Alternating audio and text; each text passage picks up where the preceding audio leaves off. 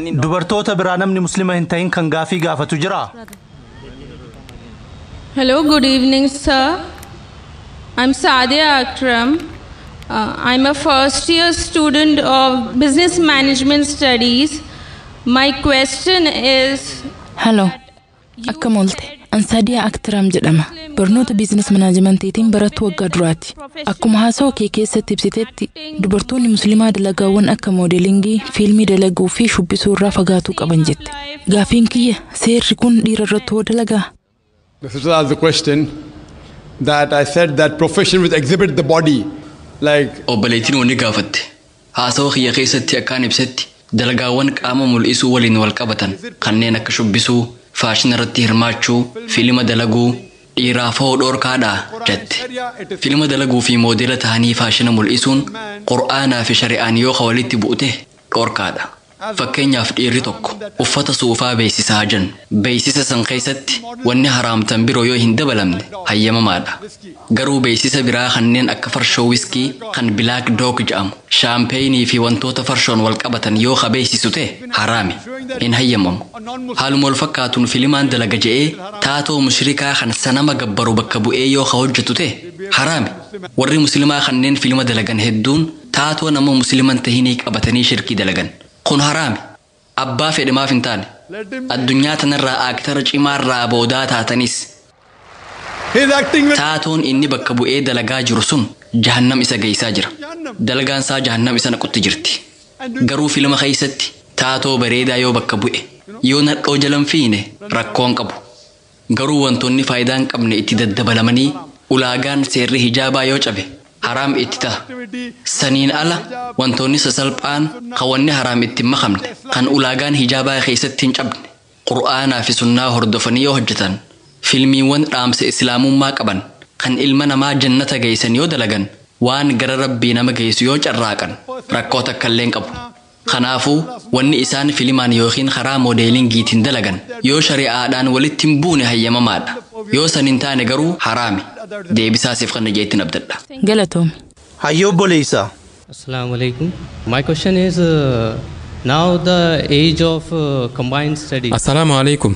Amma jaarraa barataa walitti makame baratu kan keessatti dubartootaaf barumsa fayyaa barachuun hayyamamaadha. Sababni isaa parsantii 99 kan ta'u nama haram yookaan ammoo nikaa maleetti walitti laaqamuu hin qabnetu wajjin barata. But there was a question that is co-education permitted? Obboleessi kolleejjii keessatti barumsa fayyaa baratuun danda'amaa jee gaafate. Akkasimi dubartiin doktara ta'uu yoo barbaadde manni barnootaa dhuunfatti dubartii qofa barsiisu yoo hin jiraanne dhiiraan walitti makamanii baratuun ni hayyamamaa fi jee gaafate. Kaayyoon dhugaa yoo jiraatte shari'aan islaamaa badii guddoo hambisuuf jecha kasaaraa xiqqoo kasaaruu ni ta'a ja'a. Dubartiin takka kolleejjii fayyaa kan dhiiraan walitti makamanii baratan seentee yoo baratte seera hijaabaa eeggachuun itti ulfaata. Garuu eeggachuu ni dandeessi. Hubadhaa garuu haalaan ulfaata. Kolleejjiin fayyaa bakka jabduudha. An kolleejjii fayyaa keessaan ture. Maashaa Allah rabbi waan san keessaa na baasee jira. Dameewwan ulaagaa hijaabaa nama harkaa cabsan keessaa kolleejjiin fayyaa isarra hamaati. Achitti hijaaba eeggachuun qabsoo jabduu barbaaddi.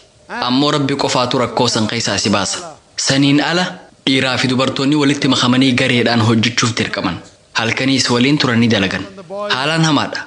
Yoo rabbi si faana jiraate inshaa Allah karaa qajeelaa irra turuu ni dandeessa. Dubartiin yoo kolleejjii fayyaa seenuu barbaadde hijaaba sii eeggachuun dirqama isiirratti ta'a. Kolleejjiin an keessatti baradhetti dubartoonni muslimaa kan hijaaba isaanii eeggatanii jiran. Hundaa miti dubartoonni tokkoo fi lama kanneen hijaaba eeggatanii jiran.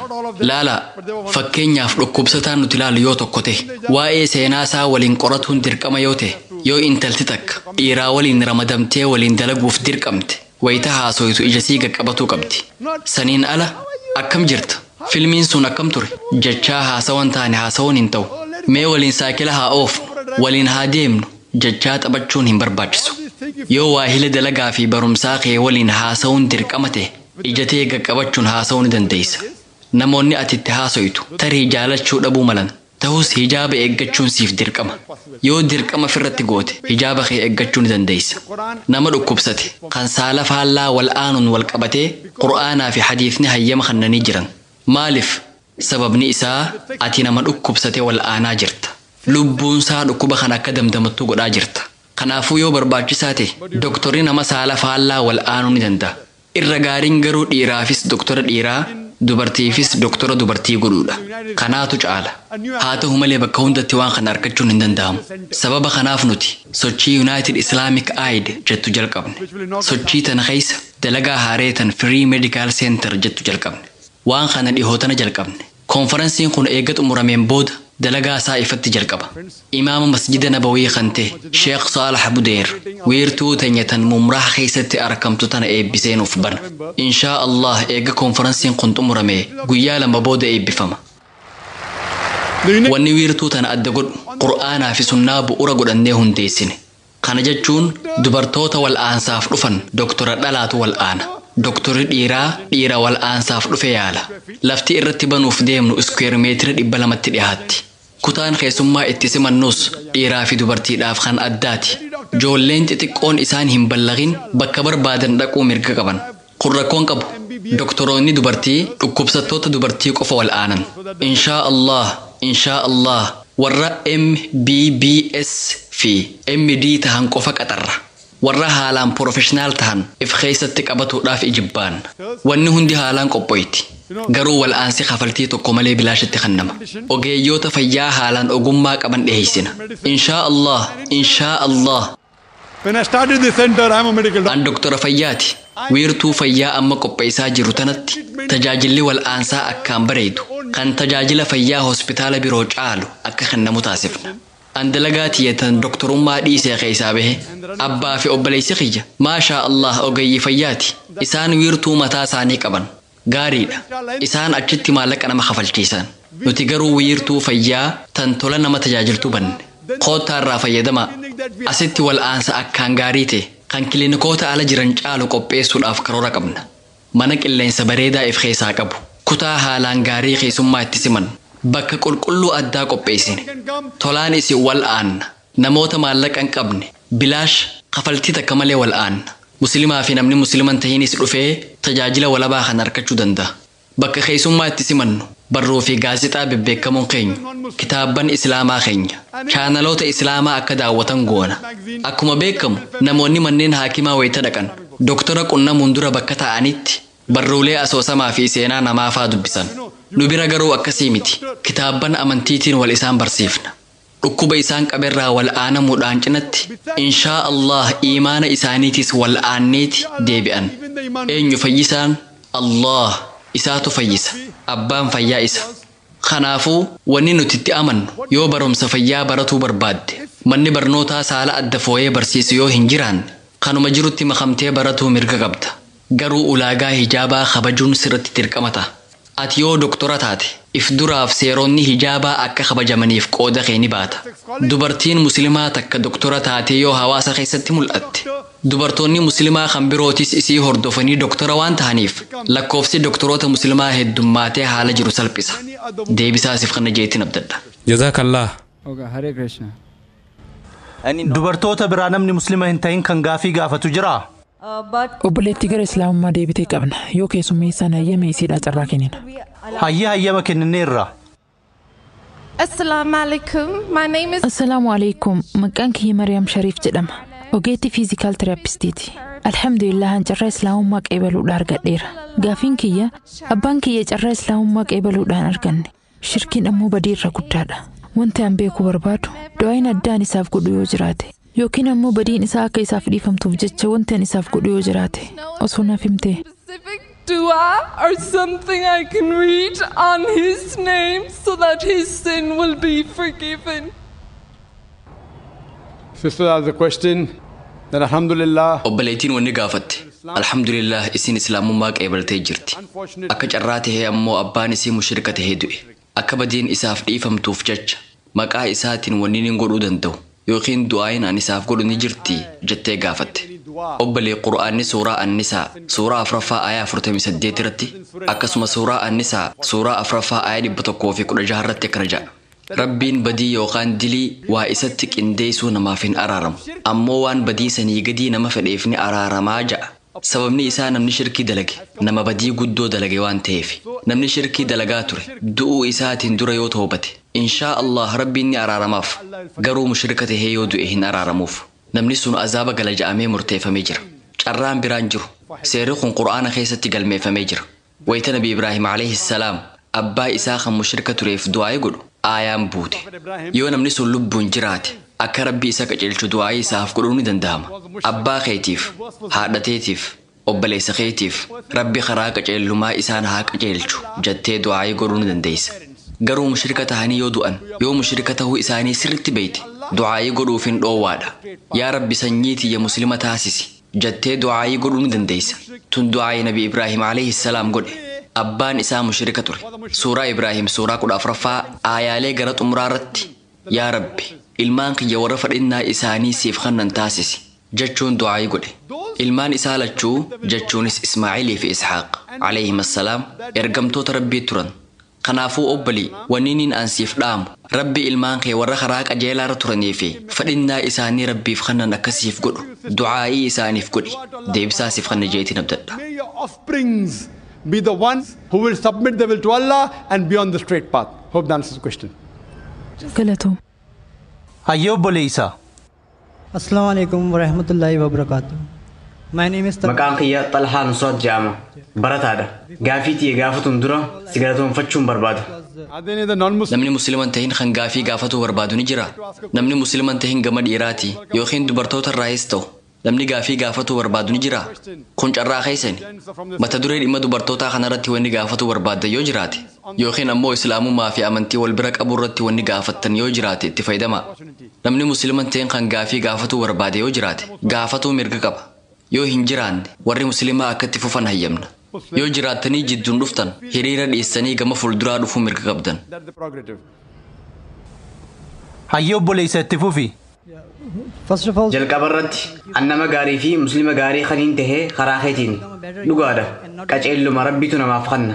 Garuu sababaan sihi gaafiin tiyya quraana irraa akkaan dubbisetti yeroo Nabi Muhammad sallallahu alaihi wasallam sanitti warri dhiiraa dubartoota akka gabroonfatan ni hayyamamaaf. Ni qaamalee wal qunnamtii saalaa akka isaanii wajji raawwatan ni hayyamama. Wanni kun kabajaa dubartootaa xiqqeessuun ta'u wanni kun dubartootaafis ni hayyamamoo dhiira qofaaf hayyamame. Or this privilege was only confined to men. Brother asked the question that obboleessi akka je'etti bara Nabi Muhammad sallallahu alaihi wasallam sanitti dubartoota akka gabraatti qabatu ni danda'ama.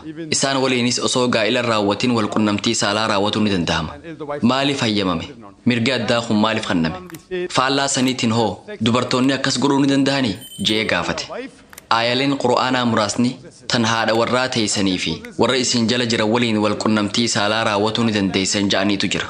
Warra isin jala jiran jechuun yeroo sanitti warra waraanarraa booji'amantu ture. Dhiiraas haa ta'an dubartoonni booji'amnaan gabra ta'an. Yoo aayaa qura'aanaa xiinxaltee ilaalte suuraa annisaa suuraa 4ffaa aayaa 25 irratti yoo dhalaa fuudhuu dandeetii hin qabaanne dubartii gabra taate fuudhaatii maharii isii bilisummaa godhaa ja'a. Yoo dandeetii fuudhuu hin qabaanne dubartii gabra taate fuudhaatii maharii isii ammoo bilisummaa godhaa ja'a. Kun waan nama gammachiisuu miti. have freedom as mahar. So here it's encouraging. Gabrummaan akka dhaabbatu godhamee jira. Obboleessa gaafii xumurtee jirta. Walitti hidhata qaba jeeti. Gaafii hidhata qabu gaafatuudhaaf hiriira duubatti deebuu qabda. Gaafii gaafattee jirta. Gaafii ta'e dhageenye jirra. Yoo gaafii hidhata qabu gaggaafatte rakkoodha. Warra musliman taaneef ni hayyamna. Muslima taanaan ammoo duubatti deebi'i. Rakkoon qabu yoo jidduun gaafii hidhata qabu gaafatte yeroo silaa gaafii hedduuf nu tajaajilu nu jalaa fixxa. Warra musliman taaneef garuu xiqqoo garaan ni laafna. Kanaafuu gaafii teetiin wal qabatee dubartoota akkasii fuudhuun ni filatama. Faallaa saniin dubartoonni dhiiratti akka heeruman hin hayyamamu. Dhiirri dubartoota gabra isaaniif tahan qofa waliin wal qunnamtii saalaa raawwatuu danda'a. Qur'aanni faallaa kanaan hin hayyamne. Yeroo sanitti dubartoonni gariin sagaggaala qaama isaanii maallaqaaf jecha gurgurataa turan. Sagaggaalummaa fi gaa'ilaan ala wal qunnamtii saalaa raawwatuun baramaadha. Kanaafuu islaamummaan waan kana sadarkaan dhoorkuudhaaf karaa godhe. Akkuma farshoo dhuguun sadarkaan dhoorkametti jechuudha. Aayaan duraa suuraa al-Baqraa suuraa 2ffaa aayaa 219 irratti akkana jedhe. Farshoo dhuguu keessa bu'aa fi miidhaan ni jira. Ammoo miidhaa isaatu caala. Aayaan itti aanu suuraa afraffaa aayaa 48 ibsame. Sunis machooytanii salaata hin salaatinaa ja'amee labsame. Yoo farshoo dhuyde hin salaatin jechuudha. Inni xumuraa suuraa Almaa'idaa suuraa 5ffaa aayaa 90ffaa irratti ibsame. Farshoo dhuguunis aayaa kanaan dhorkame. As birattis Rabbiin jalqaba irratti walqunnamtii saalaa guutumaan guutuutti haraam godhee namoota lama qofaa fayyame. Haadha warraa teessanii fi warra isin jala jiran qofa jedhe. Yeroo ammaa tana wal waraansa akka durii san hin qabnu. Tarii waraanni akka biraatti jiraachuu mala. Namoonni hedduun Qur'aanni waa'ee ilma namaa gabra godhatuu dubbate. Fudhatama qabaa ja'anii gaafatan. Anis sirritti fudhatama qaba. Akkamitti hin qabaanneen ja'an. Arraan tana akkuma beekamu ilma namaa gabra godhatuun akka addunyaatti dhorkamee jira. Garuu waan ammaan tana mana hidhaa Guantanamo Bay keessatti raawwatamaa jiru beektu dhaabbanni mootummoota gamtoomanii nama waraana irratti booji'ame akkamitti qaba jennee haa laallu. Waan yeroo ammaa tana manneen hidhaa mootummaa keessatti raawwatamu laallee mirga islaamummaan nama waraana irraa booji'ameef kanneen yoo madaalle seerri islaamummaa haalaan irra gaarii ta'uusaa hubanna. Guyyaa muraasa booda nama James E. Jaamotu dhufee barumsa isiniif kan. Inni lammii Chaayinaati. Guantanamo Bay keessatti hidhamee ture. Seenaa achi keessatti mudatee isiniif hima. Sagantaa san irratti hirmaadhaa. Waan Guantanamo Bay keessatti mudatee fi hidhamtoonni haala kamiin akka dararaman yoo argitan ni rifattan. Yeroo ammaa tana booji'amaan ni hidhama. Seerri islaamummaa garuu gabri waraana irratti booji'ame mirga olii fi gaddaddeemuudhaa ni qabaa ja'a. Waraana irratti booji'ame garuu mirga sossohuu ni qaba. Kun seera ajaa'ibaati. Akka olii fi gaddeeman isaaniif hayyamamee jira. Garuu dhiyeessee gara biyya isaa deebi'uun hin hayyamamu. Yoo akkas godhe ari'amee qabama. Mee waan kana sirritti ilaalaa. Yeroo sanitti namni waraana irratti booji'ame sansalataan hin hidhamu. Waraana ammaan tana deemaa jiru irratti kaampii hidhamtootaa qabna. Dalleen isaa shiboo elektirikaati. Dallee san keessaa bahuu hin danda'an. Achi keessatti ammoo wantoota gurraaf suuqannee isaa ta'an hedduutu raawwatama. Hiraarfama karaa walqunnamtii saalaatiin raawwatamu fa'aa achi dhageenya. Hamtuu hedduutu achi keessatti raawwatama. Kana beeytu seerri islaamummaan warra waraana irratti booji'amaniif karaa godhe. Seera dhaabbata mootummoota gamtoomanii seera Guantanamo Bay ni caala. Ilma namaatiifis isaatu irra gaariidha. Islaamummaan gaa'ilaan alatti walqunnamtii saalaa raawwatuu dhorkee jira. Yeroo sanitti ammoo addatti dubartoota harka keessan jala jiran waliinis raawwatuu ni dandeeysan je'ee mirga addaa kanne. Wanni filatamaan akka Qur'aana irratti ibsametti bilisummaa akka mahritti kannuun isii fuudhanii waliin jiraatudha. Deebisaasiif kan jeetiin abdadha. Galatoomi. Hayyee obboleessaa. My name is Anand. By profession. Maqaan kiyya Anand jedhama. Dizaayinar keessoo manaati. Wanti an gaafatu barbaadu intalti muslimaa dhiir muslima hin ta'initti heerumuu dandeessi? The question that can a Muslim girl marry? Obboleessi intalti muslimaa dhiira muslima hin ta'initti heerumuu ni dandeessi jee gaafate. Akkumaan dura jeetti intala mushrikaa hanga amantutti fuudhuun hin danda'amu. Aayaan yeroo san isiniif hime kan suuraa Al-Baqraa suuraa 2ffaa aayaa 221 irra jiru akkana ja'a. Isin warri Rabbitti amane dhalaa amantiin qabne hanga amantutti hin fuudhinaa. Isii namni gabra godhate tan amantii qabduutu dhalaa bilisaa tan amantii hin qabne irra caala. Osoo isin ajabdellee itti fufuudhaan aayaan sun dhalaa amantii qabdu dhiira amantii hin qabnetti hin heerumsiisina. Nama namni gabra ja'uun kan Rabbitti amaneetu dhiira walabaa amantii hin qabne irra caala. Osoo isin ajabellee namni sun dhiira bareedaa ta'uu danda'a. Dureessarraa boodaa ta'uu mala. Tahullee dhiirri iimaana qabu dhiira iimaana hin qabne irra ni caala. Kanaafuu gara lachuutuu dubbiin jirtu wal fakkaatti. Intalti muslimaa dhiira muslima hin tahin itti heerumuu hin dandeessu. Islaamummaa fudhannaan ni ta'a. Itti heerumuu ni dandeessi. Akkumaan fakkeenya dura isiniif kanne. Goommaan makiinaa afran wal fakkaatu qaba. Tokko saayikilii tahee sadi makiinaa yoo ta'e deemuu hin danda'u. Sababni isaa waahila jireenya keetii dhugaan jaalattu waliin jannata seenuu barbaadda waan ta'eef. Intalti muslimaa abbaa warra sii jaalattu waliin jannata seenuu barbaaddi. Jiruun dachii tanarra jiraannu jiruu gabaabduudha. Mee waan takka yaada namni bultii wajji jaartan sun akka azaaba seenu yoo beeytan waliin jiraattanii jireenyi kanaa maali faayidaansaa? Kanaafuu jalqaba irratti namni sun islaamummaa fudhatuu isaa mirkaneeffatuu qabda. Rabbiin tokko akka jiru yoo amane Nabi Muhammad sallallahu alaihi wasallam ergamaa Rabbii khaxumuraa ta'uu isaa yoo qeebale warri wal fuudhe lamaan carraa addunyaa fi aakhiraattis jireenya milkii jiraachuudhaa qabaachuu malan. Deebisaasiif kana jeetiin abdadha. That both will have the best of this world and the hereafter. Hope that answers the question. Amma gaafii lama qofa hayyamna. Gaafii tokko maayikii kanarraa tokko ammoo kanarraa fuuna. Dr. Zaakiris gaafilee sanniin deebisuudhaaf daqiiqaa 5 qofa qaba. Hayyee obboleessa. Assalamu alaikum. I am rewarded. My name is Assalamu alaikum. Annama gara Islaamummaa deebi. Maqaan kiyya Abdullah Sheekh jedhama.